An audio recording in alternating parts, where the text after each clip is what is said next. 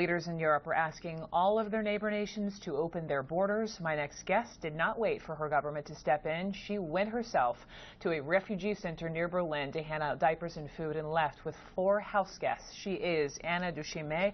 She wrote about her experience for BuzzFeed, and she joins me now. So Anna, thank you so much for joining me. And I know you fled Rwanda back in 1994. This is personal for you.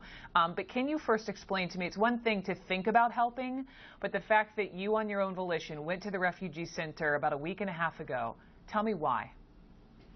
Hi, Brooke. Thanks for having me on the program. As you say, it's really personal for me. My family and I, we fled Rwanda. We went to Uganda, and someone took us in on our way to Uganda, and we had the possibility to shower and sleep in real beds.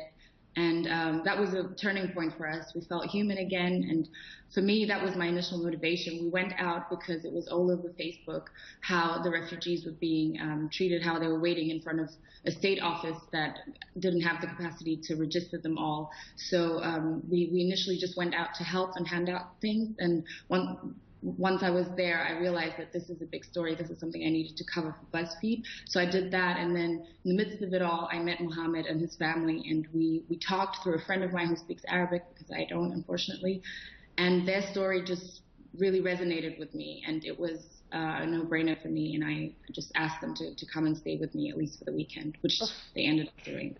Before I even get to them, you said something that I just jotted down. You said you wanted to feel human again. What does not feeling human, perhaps like so many refugees, what does that feel like? I mean, I can't even possibly begin to imagine how it feels like, because our leaving Rwanda was very different from the way these people have been coming from Syria, and as you just described before, crossing many, many borders, having to come from Turkey to Greece in a raft boat. That's something I can't even imagine, but I know this is what we all have in common, that we're human. And I think for someone to be able to sleep in a real bed again, to smile a little bit, to eat and to talk and to be able to tell their story, that's part of what makes us human. And I think it was really, really important for me to be able to give a little bit of that back to the family. Tell me this family story. Mohammed, Roka, Rushin, and Rima. Who are they? Where have they come from? Well, they came from Aleppo. Roka is actually from Kobani as well. And they led a pretty stable life before the war started. Once the war started, things went really downhill from there. They fled and went to Erbil, which is in Kurdish Iraq, because they're Kurdish Christians.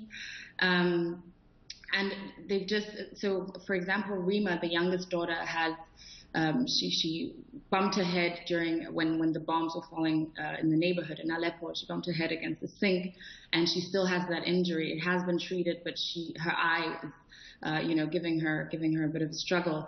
And so they're just really, really nice, calm kids, but they're also very traumatized. They don't sleep very well at night. But you see, it's a really loving family. Just seeing them together and seeing them play with each other, and the way Roka and Mohammed interact with each other as a couple is just, I don't know, it makes my heart ache that people have to go through things like that. They're just, normal people like you and I, and yeah, it just really hurts. Imagine. I can't begin to imagine. Your heart obviously goes out to all these people. And Anna, where are they now? And are you able to stay in touch with them or not at all? Yes, we are very much in touch. So since they couldn't stay with me in my apartment, because I live in an apartment, we found a hostel in the end for them, and they live in a little apartment within that hostel. It's really small, but it's comfy. They have their own spot. They don't have to share it with a million other people. They have a little kitchen. I've been there. They've invited me over. In fact, I'm going to go this weekend to celebrate Roka's birthday. It was last week, but we didn't have time to celebrate, so now we're going to do it this weekend.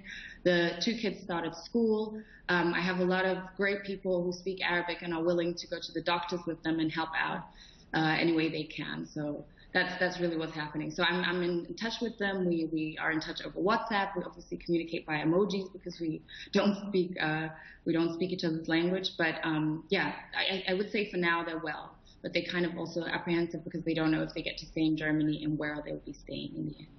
You are a good soul, and I feel like human emotion would transcend any sort of language barrier. Anna Dushime, thank you so much for telling their stories.